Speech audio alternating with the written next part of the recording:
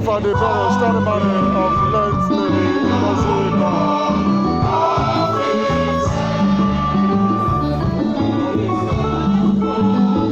The wife of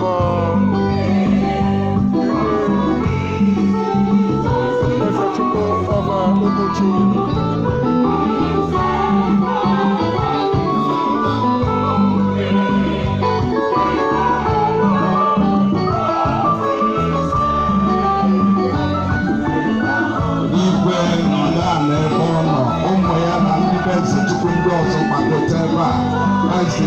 Instruction bishop. Here. Igwe nọ n'ebe ọ nọ. Ọ chọrọ ịbịa.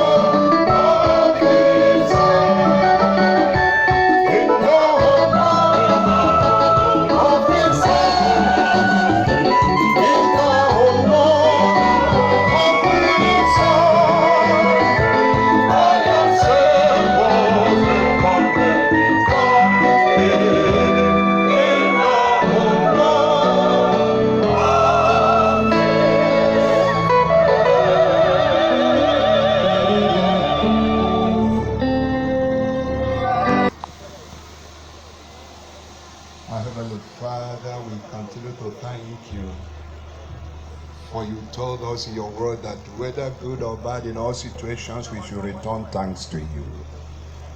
Especially for your daughter and mommy you took home, who died in Christ.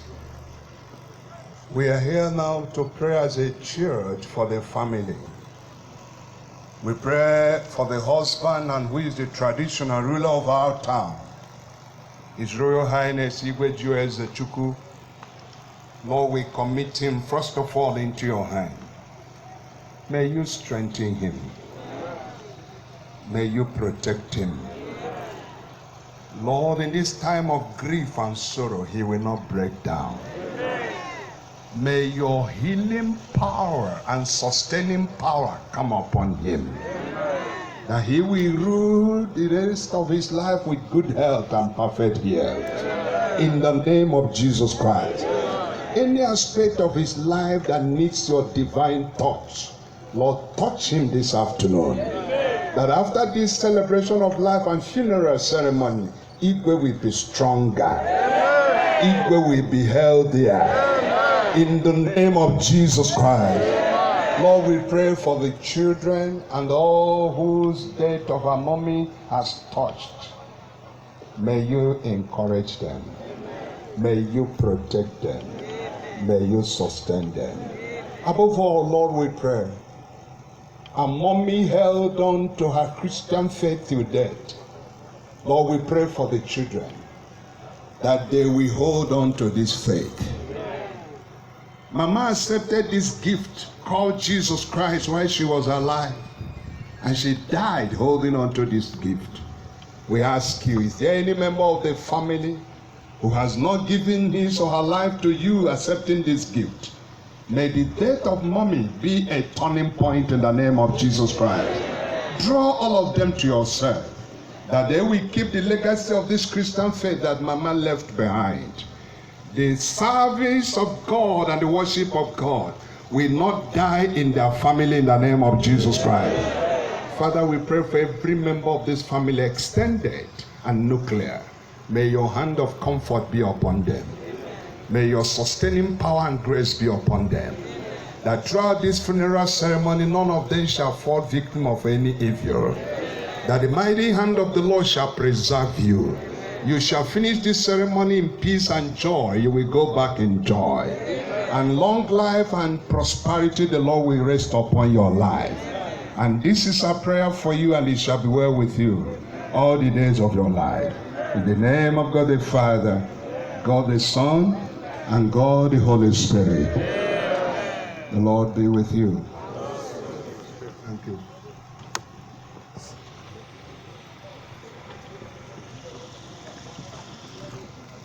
On behalf of everybody here, you this, and may God continue to console you all in Jesus' name.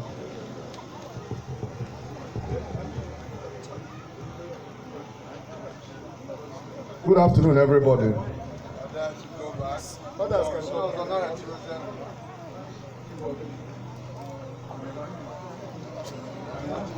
The Chukwu's family.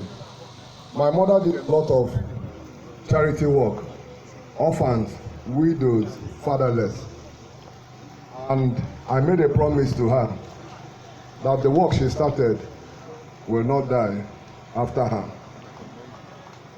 I will give back this donation to the school for the handicap that my mom founded in Umuchu. I will give back this offering and another cash donation of 500,000 naira.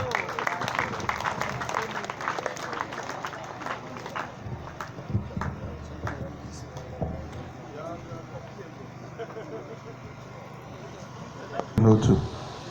Bishop Ipekwe Simon, representing Pentecostal Fellowship of Nigeria. Never. Okay, God bless you. Ndị kabinet chief biko anyị na-ekene ụmụ onye nwanyị gozie unu, ndị ichie, ndị ụmụada, ndị UIU, ndị ụmụnna, everywhere. Ebe ọ bụla ị nọ, biko kenere m onye nọ n'akụkụ isi ya na onye nwanyị gozie gị n'aha Jesus Christ. Thank you very much, and God bless you. Our prayer is that when you are going back, you go back safely, and the Lord will guide you and protect you. Thank you. Health challenges. Thank you.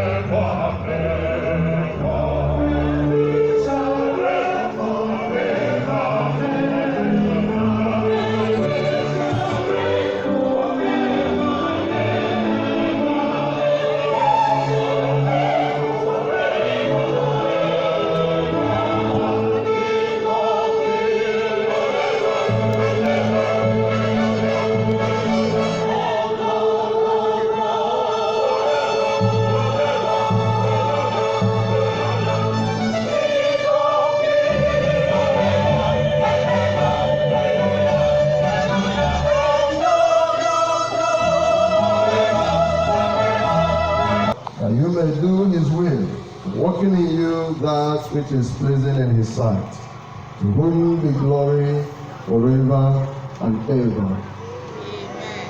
Biko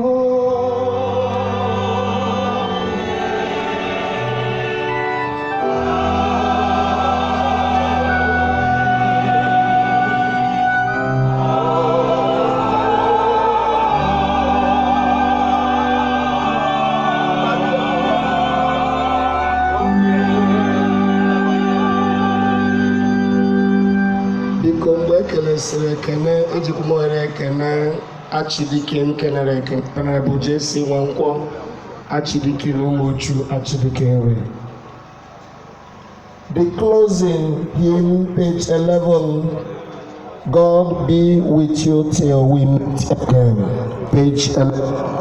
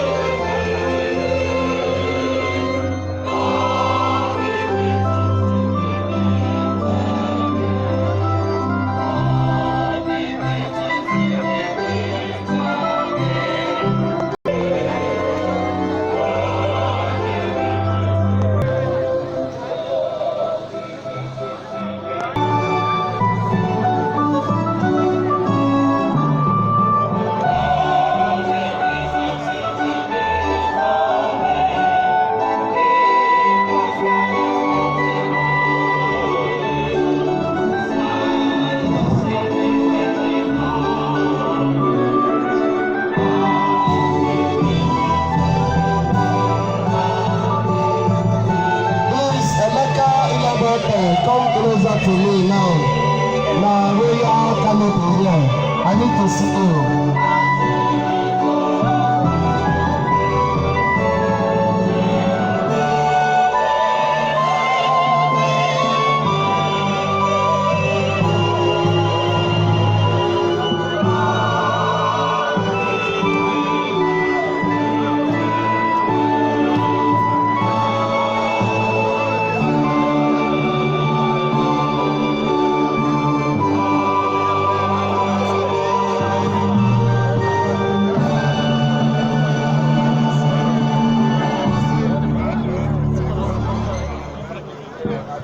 Thank you, ladies and gentlemen.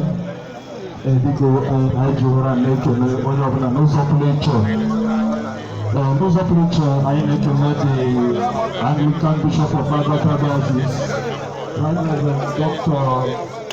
Samuel Tugodezofo, alongside the Anglican Bishop of Adochi Diocese, Right Reverend Igbo Ikako, anyị kelere ụlọ maka igwe anyị n'ofufe ọrụ pụrụ iche. Biko ọ bụrụ na ị na-anya ị ga-afụ na agbasago the funeral service, and let me use this opportunity to welcome all of us that are here present. In a very special way, let me recognize the presence of the honorable member representing the good people of Agwata and the National Assembly in the person of Chief Honorable Engineer Tom Okafor. He is the Deputy Chairman House Committee on Delegated Legislation. I see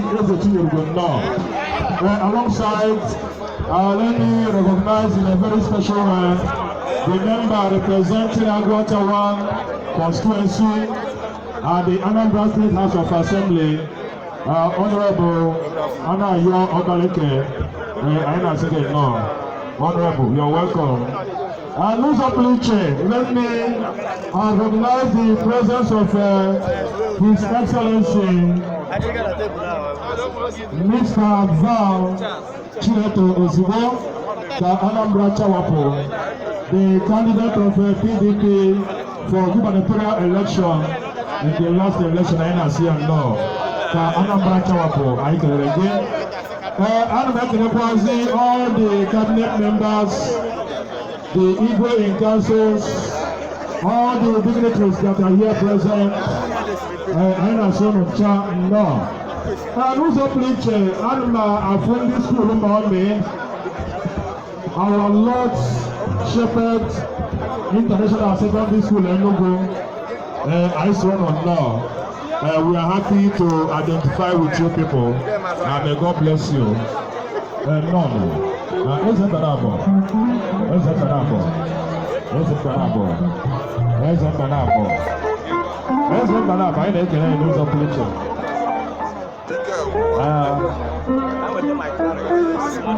All right. Because this I swear to Lambo. In the entire canopies, ladies and gentlemen.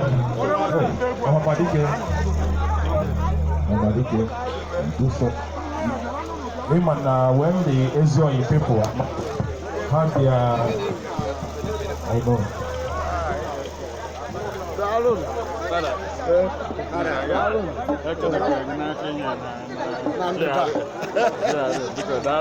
When they fly, I come out, make for the canopies are well decorated with names written on this boundary. For the sake of what is good, please try and locate your canopy. Try and locate your canopy so that when the time comes, you will be attended to. I'm from Umuada or Zarakuka, because Umuada Umucho. I'm not sure now. You are most welcome.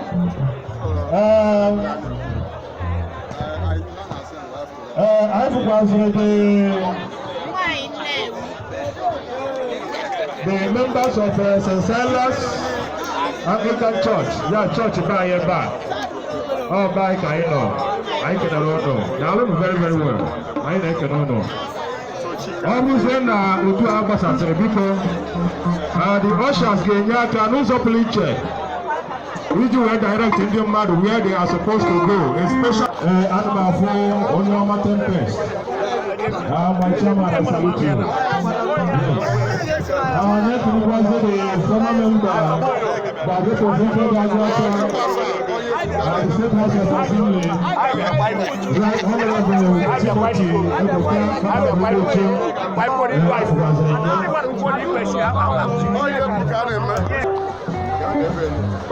Please come. But let me recognize your presence. I want the mother not here. Yes. As an other mom, and then I'm the entire Omojo Catholic community, represented by the different parish priests. The parish priest of my Holy Name Parish is here. Reverend Father John Bosco Sekole. Reverend Father Chidoke Wago, the parish priest of St. Clement's Catholic Church, Omocho. Reverend Father Festus Okoye, the parish priest of St. Patrick's Catholic Church, Omocho. And the Reverend Father Paris the Catholic, the parish priest of St. Paul's Catholic Church, Acharumocho. Father, I said to him, the parish priest of SS Peter and Paul, and the dean of the deanery. Father, will come on and the Monsignor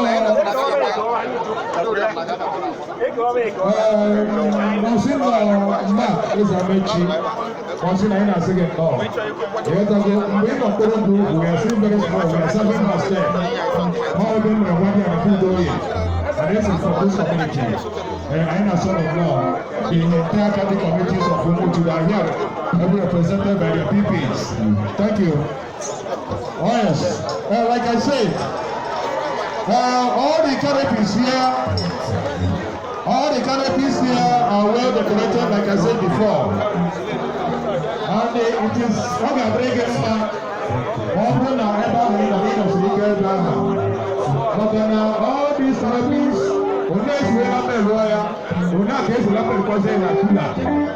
So you don't need to panic. If you can create a not in the class. Aha. So what is going to be just 1 minute. Just 1 minute.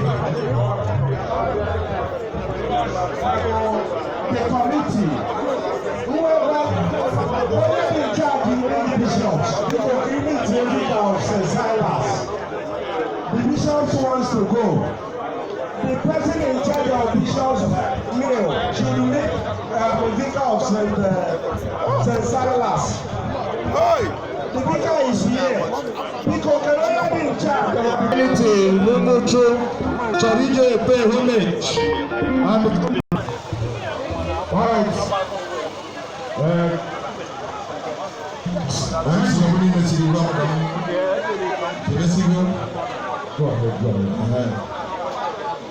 Anambra Chawako. Your Excellency, in the name of Jesus, I never knew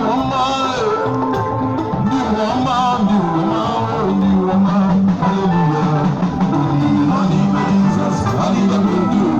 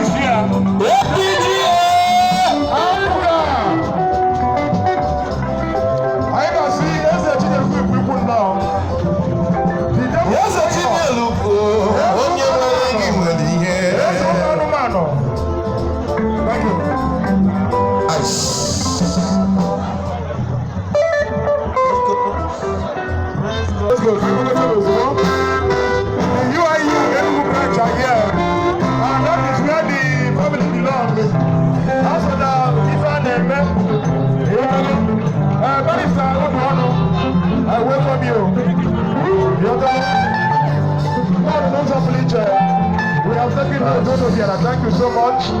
UIU Enugu branch. Band, because what's going on?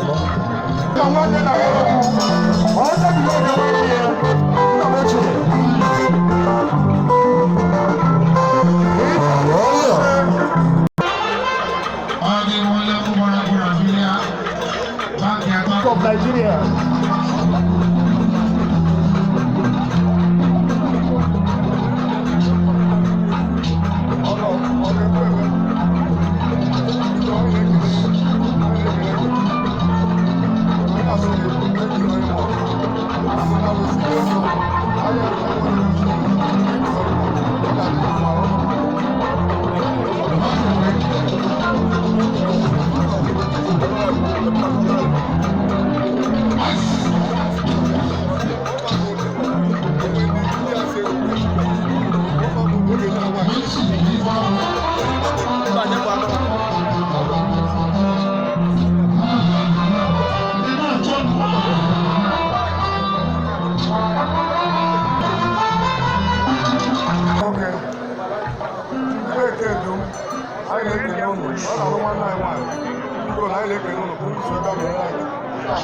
GM Obiora, Ezachina, Ezidog with the tent. All his representatives now here. Now being sent by Igwe of Achina. Ezidog with the tent. Ononeni, Aina son of law. Thank you. The only representative of the Royal Highness from Achina.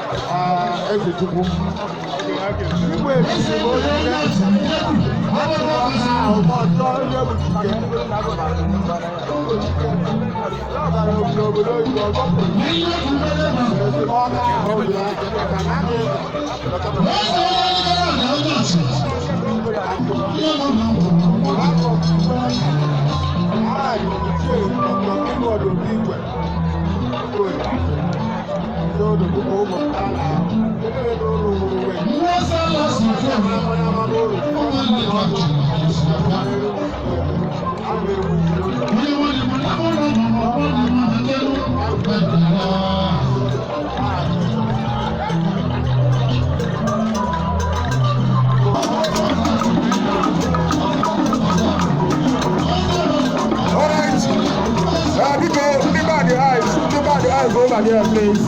Waenda Katano, our own brothers, Big Hanabia, Onyogene, Melo Ida, thank you.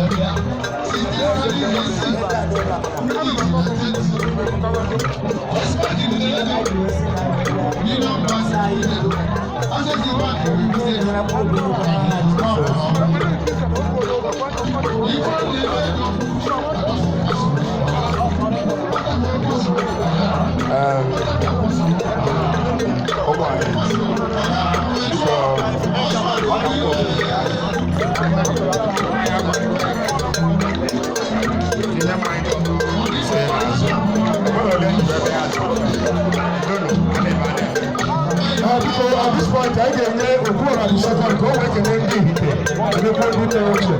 Let us step forward, please.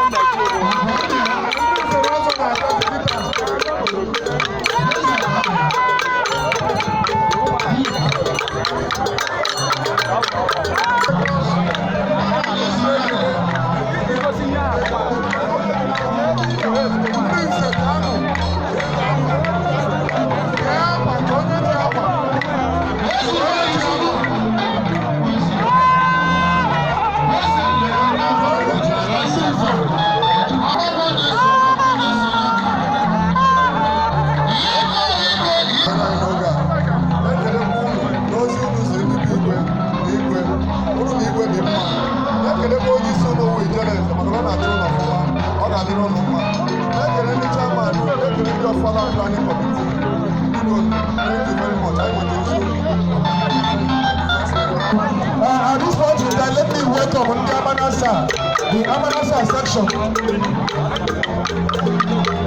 Amanasa na Kachabikono. The one who knows that you are not another one, the Amanasa. Because only the Jews, they are the good people. What's your name? What's your name? Name your brother. What's your name? One day. Three Marugo. The brother one day. Are you saying? Also, are you saying?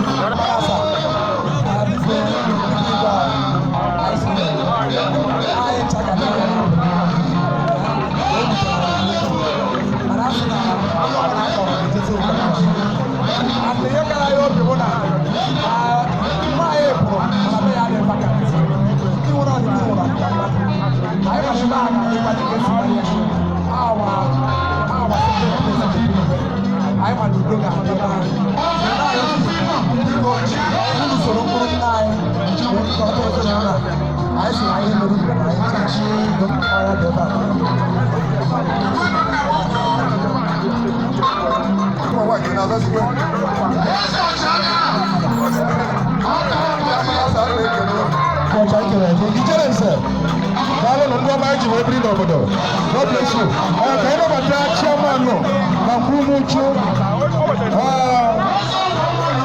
Okay, I forgot the rest. Oh, just your title. I'm watching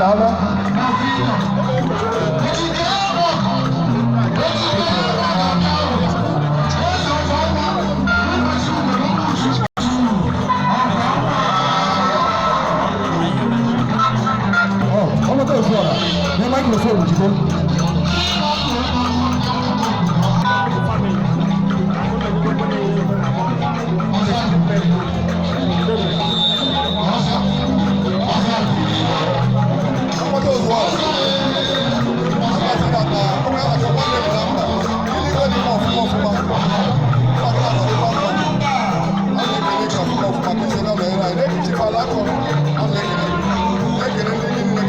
Thank you very much.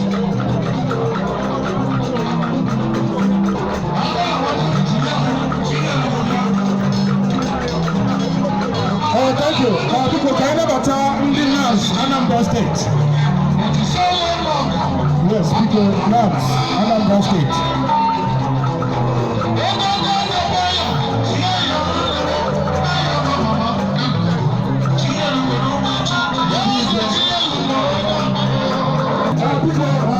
While we wait for the arrival of the cabinet members, quickly let's welcome the GPC Omocho.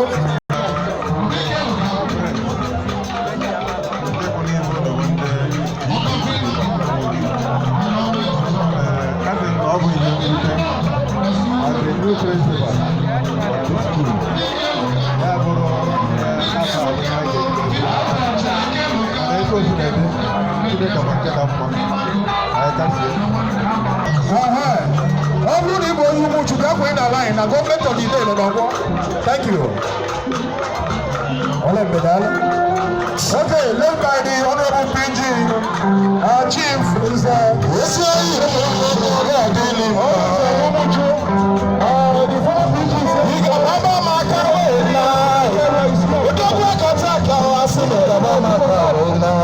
please, please.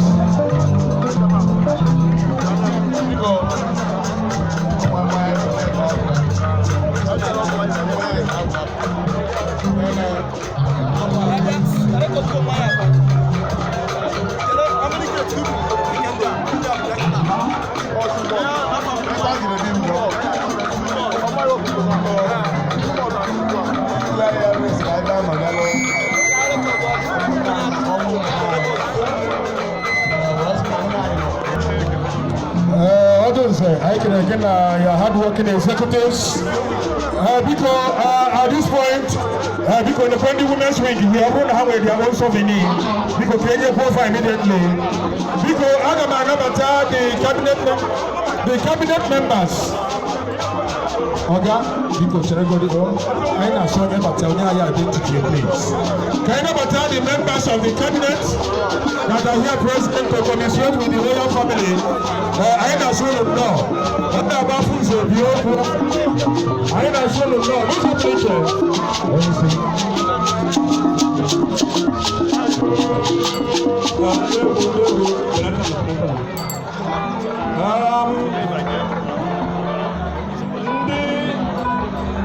His Royal Highness Igwechi Ozechukwu OON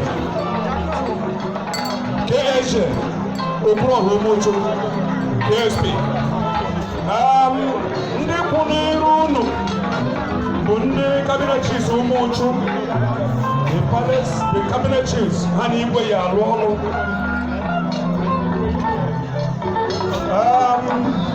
kamgbe igwe gbara ọfala izizi na 2003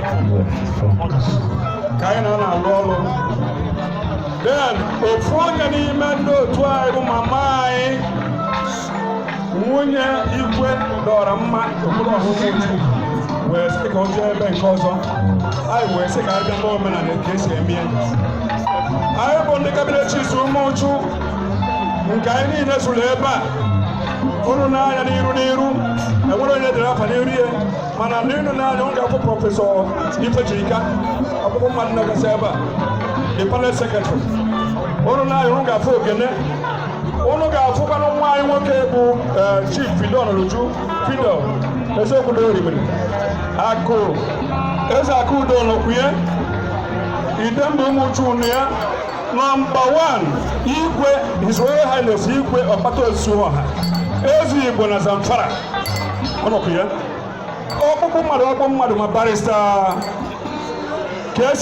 kesiri ezekwu ọnụ ya ọdịna nwata nụ ya ọdịna nwata mmemme eri akụ nụ ya eze akụ udo nụ ya oche ndo nụ ya ọdịka mmadụ onye mara eze eche okwu nụ ya ha ọzọ ha ndụ nụ ya ife Umuchu na-eweta ọkụ nụ ya eze Chukwu na-eche nụ ya nụ ọnụmba nụ ya nụ ọnụmba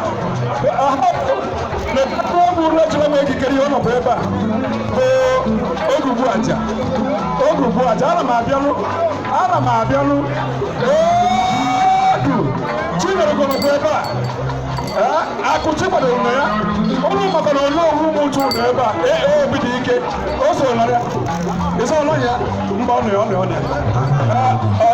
Akachi ugo na ya na Akachi ugo ebe ni kedu onye mkpọrọ ya kpọ omenife ụmụ uchu na ya ezi udo na ya onye ọha nwunye ezi udo na ya biko akụsịnya chi na ya onye ifo ka ndị ụlọ anyị na-achanụ and achọrọ m ịgwa gị na lọrụ gị metara ịma n'ime ụlọ ebe dị anyị wee sị ka anyị bịa mee ife ka esi eme ya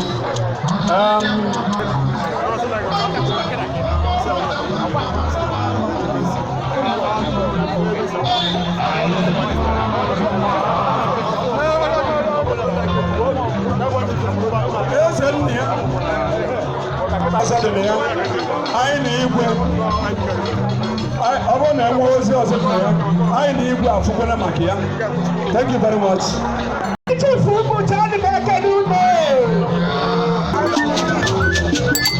I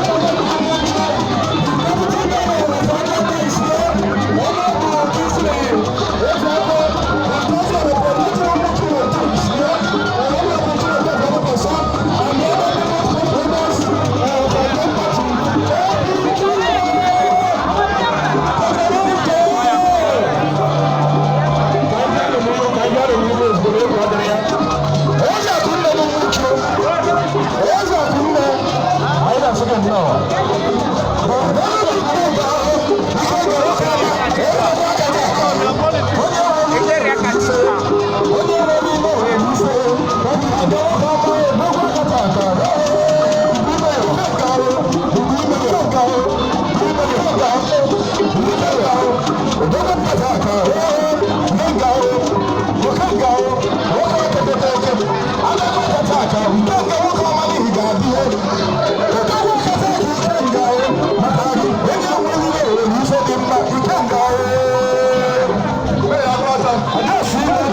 fellow five-star Prince Afodike,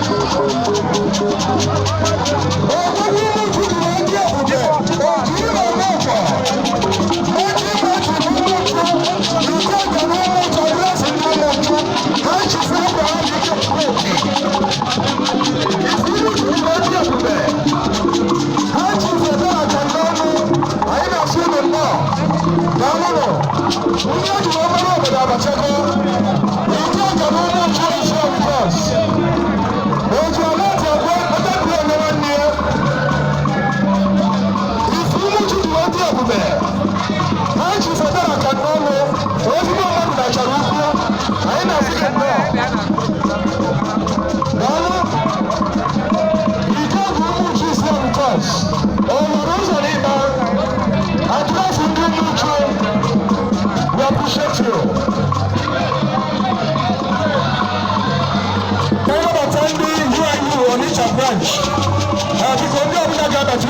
Information, no, thank you. What's no,